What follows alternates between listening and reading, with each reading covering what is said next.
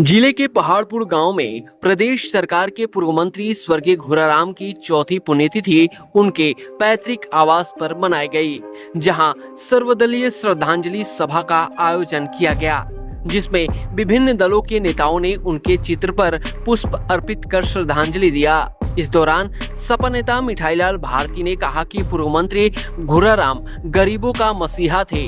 उन्होंने जो कार्य कर दिया है वह आज तक किसी ने नहीं किया। वह विधायक बनते ही 1 माह बाद ही अपने विधायकी पद से इस्तीफा दे दिया था। उनके द्वारा समाज के प्रति अनेकों कार्य किए गए हैं, जो आज के वर्तमान में लोग प्रेरणा लेते हैं। इस दौरान उनके पुत्र संतोष कुमार राम ने बताया कि मैं भी अपने पिता के अधूरे सपने को पूरा करने का हमेशा प्रयास करता हूं। अगर जनता ने मुझे नेतृत्व करने का मौका दिया तो 2027 में अपने पिता स्वर्गीय घोराराम का अधूरे सभी सपने पूरा करूंगा। जी सर, आज कार्यक्रम रहा, कौन कौन लोग आए, सर्वदलीय ये कार्यक्रम रहा, क्या कहना चाहेंगे आज के दिन में? आज हमारे पूज्य पिताजी स्वर्गीय श्री घोराराम, मेरे पिताजी स्वर्गीय श्री सुभाष चंद्र राम जी, मेरे छोटा अजय गर्ग, आज के दिन हम तीनों लोगों की पुण्यतिथि मना रहे हैं।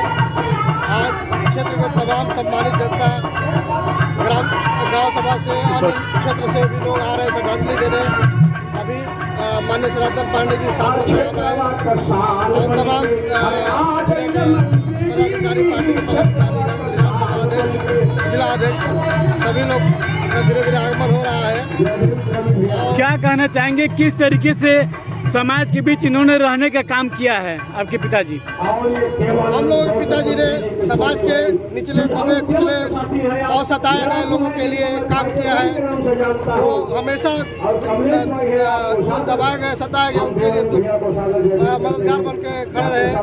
ठीक, आज हम लोग भी, हम 3 भाई, हमारे भाई बड़े भाई डॉक्टर संतोष जी, हमारे भाई ब्लॉक प्रमुख आदित्य गर्ग जी और मैं प्रधान संघ का अध्यक्ष विकास चिरघर का, हम तीनों भाई मिलकर जनता में अपने पिताजी के पद चिन्हों पर चल के जनता की सेवा करने का काम कर रहे हैं। आज हम अपने पिता की भांति ही सबके सुख दुख में शामिल हो रहे हैं और हम प्रयास करेंगे कि आने वाले समय में भी हम लोग अपने पिताजी की तरह बनकर दिखाएं और जनता की सेवा करते रहें। अच्छा, कौन सा उनका सपना था जो आपके रूप में वो देख रहे हैं, जो आप लोग पूरा करने का मन बनाए हैं, जो अधूरा रह गया हो उनका काम? उनका कोई सपना अधूरा नहीं रह गया, उनका कारवां अधूरा रह गया है। जो कारवां हम सभी मिलकर, हम तीनों भाई और हम हमारे सभी क्षेत्र की जनता, सम्मानित जनता और सबका आशीर्वाद रहेगा, सबका सहयोग रहेगा, तो हम उनके कारवां को आगे ऐसे ही बढ़ाते जाएंगे। सबके सुख दुख में शामिल होकर, जो सताए गए हैं, दबाए गए हैं, जो अत्याचार होता है, उनके जुर्म खिलाफ लड़ाई लड़कर और इसी तरह से उनके कारवां को हम बढ़ाते जाएंगे। एक आखिरी सवाल रहेगा सर, क्या लगता है आपको कि जो उनके समय में जो राजनीति चल रही थी, क्या इस समय वो राजनीति है वैसी कि बदलाव आया है?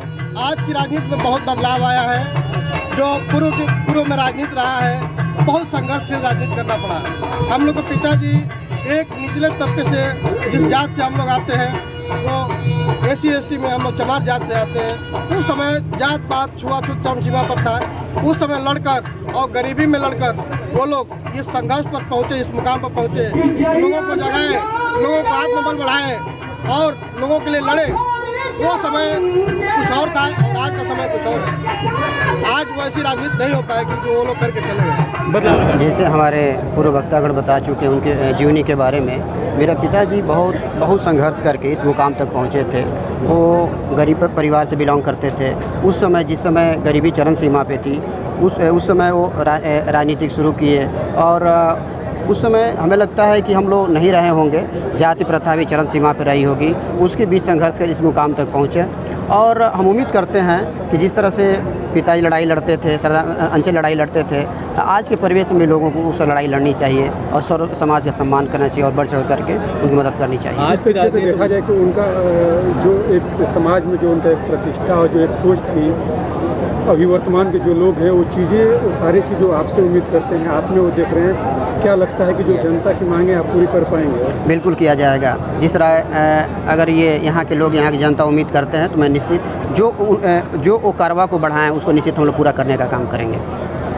किस तरह से अभी भी लगातार आप लोगों का सेवा करते हैं, लोगों के बीच भी जाते हैं, 27 का चुनाव भी है, क्या आप दमदारी के साथ इस बार भी मैदान में रहेंगे? बिल्कुल बिल्कुल, हम लोग हमारे राष्ट्रीय अखिलेश यादव जी का जो भी दिशा निर्देश होगा हम लोग दमदारी से उतरेंगे और लड़ाई लड़ेंगे और अपनी सरकार भी बनाएंगे। आज शेरे पूर्वांचल गरीबों मजलूमों की आवाज़ जो सड़क से लेकर सदन तक लड़ाई लड़ते रहे, हम सब का नेता पूर्व मंत्री आदरणीय घोराराम जी का चौथी पुण्यतिथि है।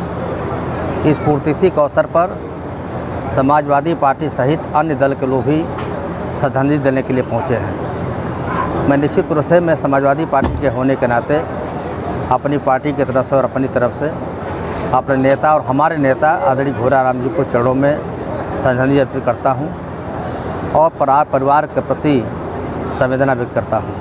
जिस तरह से वो व्यक्ति थे और उनके कैसे विचार थे और आज के राजनीति और उनका पहले भी राजनीति। घोराराम जी बहुत क्रांतिकारी व्यक्ति थे। उनको मैंने बहुत नज़दीक से देखा है। बलिया टीडी कॉलेज के छात्र राजनीति से शुरुआत किया और यहाँ तक कि टीडी कॉलेज में छात्र संघ का अध्यक्ष बन चुके थे, लेकिन यहाँ की सामंतवादी ताकतों ने उनको चुनाव जीतने नहीं दिया, बल्कि उनकी मतपेटी को टीडी कॉलेज के पीछे कटहर नाला में फेंक दिया गया। एक दलित का बेटा यानी खासतौर से चमार का बेटा कैसे टाउन डिग्री कॉलेज का प्रेसिडेंट बनेगा, ये लोगों को बर्दाश्त नहीं हुआ। चुनाव वहाँ के छात्रों ने जिता दिया था, लेकिन दबंगों ने चुनाव हरा दिया। तो कैसे मंत्री का तक पहुँचे? माननीय घोराराम जी संघर्षशील व्यक्ति थे और निश्चित रूप से दबे कुचले वंचित समाज के प्रति उनका बड़ा कसक रहता था। उसी दौरान माननीय कांसी राम जी के संपर्क में आए। मुझे बहुत अच्छी तरह याद है, माननीय कांसी राम जी का बलिया में एक पाठशाला लगा था, उस पाठशाला का मैं भी सदस्य हूँ। जब माननीय घोराराम जी ने कैडर कार्यक्रम कराया था माननीय घोराराम जी का पूर्व जिला पंचायत अध्यक्ष नंदी यादव के घर में, और उसी समय माननीय कांसी राम साहब ने हीरा को परख किया। हीरा तो हीरा होता है। माननीय घोराराम जी को परख किया और कहा घोराराम जी इस आंदोलन को आगे बढ़ाओ, और उनकी बात माना और पूरे जनपद में घूम करके बहुजन समाज पार्टी को ताकत देने का काम किया। गरीबों मजलूमों की लड़ाई लड़ते रहे। बहुजन समाज पार्टी के जिलाध्यक्ष भी कई बार है और 1993 में उनको चुनाव टिकट मिला रसड़ा विधानसभा से, जहां की जनता ने उन्हें चुनाव जिताया। और चुनाव जीतने के बाद शायद पहला व्यक्ति थे जो बहुत कम दिनों के बाद उन्होंने विधानसभा के सदस्यता इस्तीफा दे दिया। एक ऐसी घटना हुई जब स्वाभिमानी थे माननीय घोराराम जी, जब माननीय कांसी राम जी किसी बात को लेकर कहा कि घोराराम तुम इस्तीफा दे दो, और नाराज़गी में कहा, माननीय घोराराम जी ने देर नहीं किया, इस्तीफा दे दिया। जब नेताजी मुलायम सिंह यादव जी भागे गए, जब लखनऊ के सर्किट हाउस में जब माननीय कांसी राम जी ठहरे थे, उन्होंने कहा कि साहब ये बहुत बहादुर लड़का है, इस्तीफा स्वीकार हो जाएगा, इस लड़के का मनोबल गिर जाएगा। माननीय कांसी राम जी ने कहा कि हम दोनों लोग मिलकर पुनः चुनाव जिता देंगे। एक ऐसी परिस्थितियाँ थी। फिर समझाया माननीय नेताजी ने, कहा चुनाव की नौबत नहीं आनी चाहिए, वो सामंतवादी ताकतें इनको परेशान करना चाहते हैं। तब जाकर के इस्तीफा सामने आया और माननीय कांसी राम साहब नेताजी के सामने उनका इस्तीफा फाड़ा गया। वैसे थे व्यक्ति घोराराम जी। आज कोई प्रधान हो जाता है, इस्तीफा देना नहीं चाहता है, और मात्र 1 महीने के अंदर उन्होंने इस्तीफा दे दिया था। बड़ी बात है, बड़ा नज़दीक से देखा गया है। आज उनकी कमी खल रही है। चौथा पुण्यतिथि है। आज हम लोग के चेहरे पर कोई खुशहाली नहीं है। मैं निश्चित करना चाहता हूँ कि माननीय घोराराम जी ने जो संघर्ष किया है, और परिवार के जो उनके तीनों लड़के हैं, डॉक्टर संतोष, ब्लॉक प्रमुख सूर्यकांत जी, तीसरे पुत्र उनके हैं अभय जी, ये तीनों लोग निश्चित रूप से उनके सपना साकार करेंगे। हम जैसे एक अदना सा राजनीति कार्यकर्ता इस परिवार के साथ एक स्तंभ की तरह खड़ा रहूँगा, और अपने नेता घोराराम जी को सच्ची श्रद्धांजलि देने के लिए किसी स्तर पर भी जाना होगा तो मैं जाने के लिए हम समाजवादी लोग तैयार हैं।